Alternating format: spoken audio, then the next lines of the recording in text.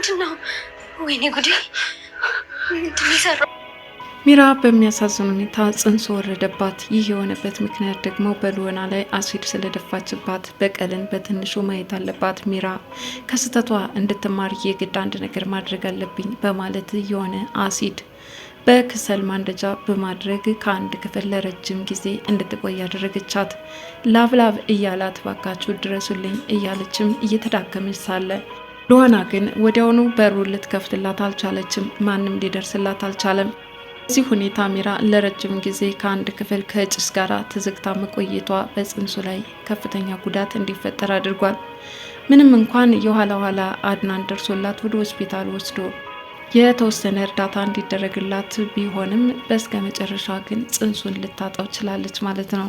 አድናንም በዚህ ምክንያት ወይኔ ልጅ እያለ ለከፍተኛ የልብ ስብራት ተዳርጓል። ሉወናም ባልጠበቀችው ነገር በሚራ ላይ የጽንስ መውረድ አደጋ ይፈጠራል ብላ ስላላሰበች አሁን የተፈጠረውን ነገር እያሰበች ወይኔ ሉወና ምን አይነት ስህተት ነው የሰራሁት ፈጣሪ ወይ እያለች በጣም እየተጨናነቀች ነው። እናም ራሷን እንደ ጥፋተኛ በመቁጠርም ከፍተኛ ድብርት ተዳርጋለች ማለት ነው። ሰላም ጤና ይስጥልኝ ውድ የሉወና ድራማ ተከታታዮች እንደምን አላችሁ? በያላችሁበት በዓለም ዳርቻ ሰላማችሁ ይብዛ እያልኩኝ ሚራ ምንም እንኳን የምታደርገው ነገር ጥሩ ባይሆንም በተለይ አድናን ለልጅ ያለው ፍላጎት የተነሳ ሚራ እየበደለችው ከነ ጥፋቷ በትዕግስት የያዘበት ዋነኛ ምክንያቱ ያረገዘችው ከሱ ስለሆነ የግድ ይህንን ደግሞ መታገዝ ስለነበረበት ነው። ዛሬ ግን የልጅ ስስቱ በጣም በሚያሳዝን ሁኔታ ይኸው በውርጃ ተጠናቋል ማለት ነው። ታሪካችንን ከባለፈው ካቆምንበት እንጀምራለን። በባለፈው ክፍል በሉወና ውበት ትቀናባት የነበረችው ሚራ በአሲድ አላበላሽላትም በማለት አሲዱን ከሱቅ ገዝታ በመምጣት በላይዋ ላይ ደፋችባት። ሉወና ፊቷ ተንገበገበ። እረ ድረሱልኝ፣ ምንድን የደፋሽብኝ አለች። አሲዱ ያን ያህል በሉወና ላይ ጉዳት የሚያደርስ አልነበረም። በጣም ደካማ አሲድ ከሚባሉት ውስጥ ነው። ሆኖም የምጠብቀው ውጤት ሳይመጣ በዚህ ጭቅጭቃቸው ውስጥ ወዲያውኑ አድናን ተከሰተ። አድናን ምንድነው የተፈጠረው? ምንድነው ያደረግሻት? በማለት ሚራ ላይ ቢያፈጥባትም ያደረገችውን ሚስት ትንገርህ በማለት ሉወና ተቆጥታ ጉዳዩን በዝርዝር ሳትነግረው ወጥታለች ማለት ነው። ታዲያ በዚህ ሁኔታ አድናን ሚራን ምንድነው ያደረግሻት እያለ ቢጠይቃትም አይ ቀላል ነገር ነው በማለት አደባብ ሳለፈችው። አድናን የደፋችበት አሲድ እንደሆነ ቢያውቅ ኖሮ አንጠልጥሎ እሱ ራሱ ቤት ባስወጣት ነበረ። ነገር ግን እራሷ ሉወና ይህንን በግልጽ አልተናገረችም። ሚራም አሲድ ደፋውባት በማለት አልዘረዘረችም። ሮቤል ግን አንድ ነገር ተጠራጥሯል። በሉወና ላይ የደፋችባት አሲድ ነው። ይችን ልጅ ጸጥ ብዬ ማለፍ አልፈልግም።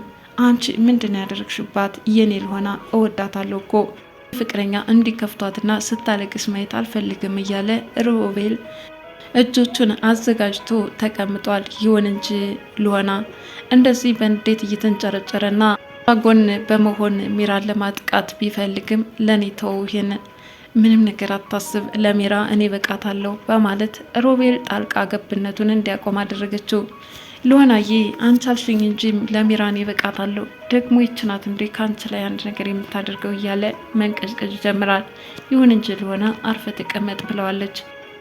የጠበቀችው ውጤት ከሉወና ላይ ስላላየችው ማለትም ፊቷ እንዲቃጠል የሆነ ጉዳት ደርሶባት ማየት ብትፈልግም ያ ሳይሆንላት ስለቀረ ለሸጠላት ሰው ወዲያውኑ በመደወል ምን አይነት አሲድ ነው የሸጥክልኝ? ውሃ ነው እንዴ? ምንም አይነት ለውጥ አላየውም በማለት በንዴት እየተንጨረጨረች ነገረችው። ትክክለኛ አሲድ እንደሆነ ቢነግራትም እሷ ግን በፍጹም ማመን አልፈለገችም። ምክንያቱም አንድ ነገር ያበላሻል ብዬ ሳስብ በጭራሽ ሊበላሽ አልቻለም በማለት የሉወና ውበት እንዳለ መቀጠሉ ይህ ነገር አበሳጭቷታልና ያስቀመጠችውን አሲድ ስትፈልግ ሉወና ወስደው ነበረ። አሲድ እንደሆነና የሉወናን ውበት ለማደብዘዝ እንደፈለገችም ደረሰችበት። ጭራሽ አሲድ ልደፊብኝ ነበረ፣ በጣም የምታሳዝኝ እርጉዝ ሴት ነሽ አለቻት። ሚራ አይደለም አለች። ለማደባበስ ሞከረች። አሲድ እንደሆነ ደርሽበታለሁ፣ በምንም ልትሰውጅኝ አትችይም። እቃውንም አመጣችው። እንግዲህ በውሃ በጥብጣ ነበረ እሷን ልታቃጥላት የፈለገችው። ይህንን የአሲድ እቃ በመያዝ ነበረ ትክክለኛ አሲድ እንደሆነ ለእሷ ያስረዳቻት ማለት ነው። ታዲያ አልሆናም ሚራ ሁለተኛ እንደዚህ አይነት ስህተት አይደገምምና በሚስጥር ያዡ፣ ለማንም እንዳትናገሪ ስትል አስጠነቀቀቻት።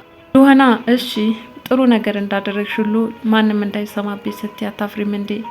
ለማንኛውም ይለይልናል አለች። በዚህ በጭቅጭቅ ቆይተው በኋላ ግን እኛው እንታረቅ፣ እኔና አንቺ ካልተስማማን ቁጭ ብለን ችግራችንን መፍታት ካልቻለን ማንም አይደርስልንም አለች። ከሰሉን አቀጣጥላ ነበረ ወደ ክፍል እንድትገባ ያደረገቻት።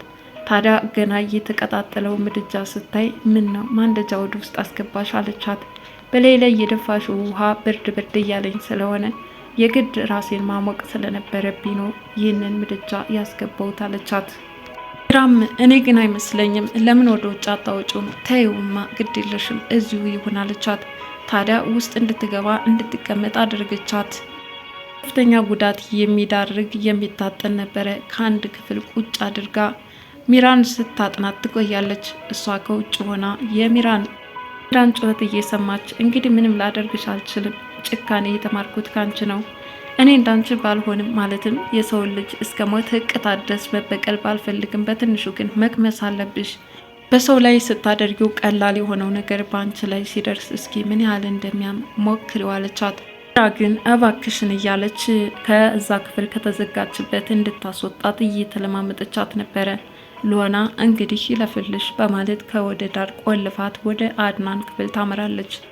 ከአድናን ጋር እንደተለመደው እየተጨዋወቱ በነበሩበት አጋጣሚ ሮቤል ደግሞ ሉሀናዬ መቼ ይሆን እሷን ላገኛት የምችለው? በጣም እየናፈቀች ነው፣ ፍቅሩ ከእለት እለት እየጨመረብኝ መጥቷል እያለ ብቻውን እየተመሰለሰለ ነው። ታዲያ በዚህ ሁኔታ ሲመሰለሰል ቆይቶ አሁንም ሉሀናን አግኝቷት ሉሀናዬ እየናፈቅሽ ነው በማለት የፍቅር መገለጫውን ይገልጽላታል። ሆኖም ሉሀና ችግር የለውም ለሁሉም ጊዜ አለው፣ ዞሮ ዞሮ ለነገሮች ሁሉ መጣደፍ ያለብን አይመስለኝም በማለትም ልን አሳመነችው። እኔ ምልሽ በሚገጥምሽ ነገር ከጎንሽ ሆኜ ላበረታታሽና ፍቅር ስትፈልጊ ደግሞ ላስደስትሽ ግድ ይላል አላት። ጊዜው አሁን እንዳልሆነና ለተወሰነ ቀናት እንዲጠብቃትም እየነገረችው ነው። ይህ አድናን ግን አደራሽን እንዳያባብልሽ ይላታል። እንደዛ በድሎኝና አስመሳይነቱ ማንነቱ ተገልጦልኝ አሁን ለምንድን ነው ወደሱ ፊቴን ማዞረው በማለት ለሮቤል አሳመነችው። ሮቤል ታዲያ ይህንን ከሰማ በኋላ ወደ አድናን ክፍል በመሄድ አሁን ከአድናን ጋር ሌላ ጦርነት ይገጥማል።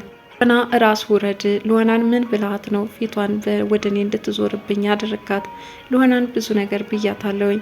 ይህን ደግሞ አንተ ያደረግከው የራስ ባህሪ እንጂ እኔ ከምንም ፈጥሬው አይደለም በማለት አድናን የማይገባ መልስ ይመልስለታል። ከዚህ መካከል እንግዲህ አድናን ይልቅ ሮቤል አንተ ታስደስተኛለህ እያለች ራሷ ፈቃደኛ ስለሆነች ነው አብሬያት የማድረው በማለት ይነግረዋል። ይህን የሰማው አድናን ስሜታዊ በመሆን በጥፊ ተነስቶ ይደረግማል። ከእንግዲህ ታግሻለሁ፣ ለምን አንተ ብቻ ጉልበተኛ ሆነ ትቀጥላለህ በማለት በቦክስ ገባለት። ይሄኔ ተያይዘው ክፍሉን እየተረመስ ቀጠና ያደርጉታል። ሁለቱ ጉልበተኛሞች እስኪንፈታትሽ ተባብለው አሁን ከውልቸር ተገላግሎ ቆሞ መንቀሳቀስ እየቻለ እርስ በርስ ትከሻ ለትከሻም ተፈታተሹ። አድናን አሸናፊ ሆኖ አልጋ ላይ ዘረረው።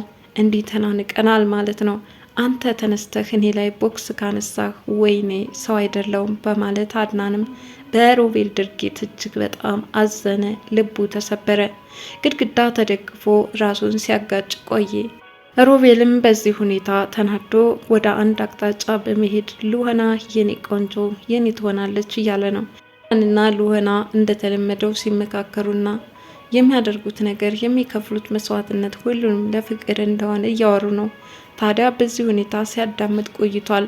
ሉሀናዬ የኔ ቆንጆ የኔ መሆን አለባት፣ እንዴት አድርጌ ነው ወደ እኔ ላመጣት የምችለው እያለም በጣም ተናዶ እየተናገረ ነው። አድናን በዚህ ሁኔታ ከሉሀና ተለይቶ ወደ አንድ ክፍል ሲሄድ ግን በሩ ከወደ ውጭ ተቆልፏል። እንዴ ከወደ ውጭ ተቆልፏል ሳ በማለት ከፍቶ ገባ። ከፍቶ ሲገባ እጅግ በአሳዛኝ ሁኔታ ሚራ እዛ ላይ ወድቃ ተገኘች። ራሷንም ስታለች። ወዲያውኑ ተሯሩጦ ወደ ሆስፒታል ወሰዳት። ምን ያደረገችው ሉሀናም እንደሆነ ደረሰበት። ሆስፒታል ይዟት ሄዶ ሳለ ሉሀና ወደዚህ ክፍል ስትመጣ ሚራን አላገኘቻትም። ማለትም በሩ ተከፍቷል። አይ አድናን እሱ ረዳት ማለት ነው። ሚራ ገና የእጇን ማግኘት አለባት እያልኩኝ እንዴት ነው እሱ የፈታት እያለች በጣም ተናዳ እያወራች ነበረ። አድናንም ከሆስፒታል መልሶ ወደ አንድ ክፍል እንድታርፍ ያደርጋታል። ይህንን ያደረገችው ሉና እንደሆነ አይቶ እሷን አስተኝቶ ወደ ውጭ በሚወጣበት ሰዓት ፊት ለፊት ይገጣጠማሉ። አድናን አንተነ እንደ ሚራን ያስወጣት አለችው። አዎ እንዴት እንደዚህ ታደርጊያለሽ ሉና? ካንቺ አልጠብቅም። አዎ እኔ ነኝ ያደረግኩት። እንዴት እንደዚህ አይነት ስራ ትሰሪያለሽ? እኮ ነፍሰ ጡር ናት በማለት በጣም እጅግ ዘግናኝ ነገር እንዳደረገችም አድርጎ ሰደባት። ሉናም ሆን ብዬ እሷን ለመጉዳት ያደረግኩት አይደለም፣ ግን ደግሞ እኔን ህይወት ለመንጠቅ ወጣትነቴን ለማርገፍ ስትፈልግ አሲድ ደፍታብኝ ነበር እኮ አለችው። አድናን ቢሆንስ ታዲያ ነፍሰ ጡር እንደሆነች እያወቅሽ ለምን እሷ ክፉ ሆነችና አንቺ ደግሞ የበለጠ በቀለኛ ሆነች ትሰለፍ ያለሽ እንዴ በማለትም ይሰድባታል። ይህኔ ሉና እንዴ እኔ ምን ላድርግ፣ በቃ ይህን ያህል ጉዳት ያደርስባታል ብዬ አላስብኩም፣ ግን እሷ ያደረገችውን ብታይ ደግሞ ከኔ ትፍስ ነበር አለችው። እና ሰዎች በደሉን ብለን የበለጠ በቀለኛ ከሆንን እና በምን ከነዛ ሰዎች ተችለን ተገኘን በማለት ሉናን ወቀሳት። ሉና እንደገና ቆም ብላ ስታስብ ጥፋተኛ እንደሆነችም እራሷን ወቀሰች። አድናን ይህን ያህል እሷ ላይ ጉዳት ያደርሳል ብዬ ስላላሰብኩኝ በጣም ይቅርታ በማለት ይቅርታ ጠይቀችው። አድናን ትክክል አልሰራሽም በማለት እየወቀሳት ነበረ። ታዲያ ሁለታቸው ፍቅር ሲያወሩ ያዳምጣቸው ሮቤል እጅግ በጣም በንዴት ቅጥል ብሏል። የአድናን ሆና ማየት ለእኔ እጅግ በጣም ያናድዳል። ስለዚህ ሉናዬ እንደምንም ብዬ እኔ ያደርግሻለሁ እያለ እየፎከረ ነው። ሆኖም በዚህ ሁኔታ ሚራ እዛው በተኛችበት አጋጣሚ አድናን ወደ እሷ ክፍል ሲያመራ ግን ደም በከፍተኛ ሁኔታ ፈሷታል። ወይኔ ልጅ እያለ እሷን ለመርዳት በድንጋጤ አንድ ደግፎ ለማንሳትም እየሞከረ ነው። በዚህ ሁኔታ የተመለከተችው ሉና ወይኔ ጉዴ ምን አይነት ስህተት ሰራው፣ በጣም የሚያሳዝን ነገር ተፈጠረ እያለች ላደረገችው ነገር እየተጸጸተች ትገኛለች። ቀጣዩን ክፍል ሉና ይዤላችሁ እስከሚቀርብ ድረስ ለዛሬ ይኸው ነበረ። መልካም ጊዜ ይሆንላችሁ እያልኩ እዚሁ ሰናበታችኋለሁ። ባይ ባይ።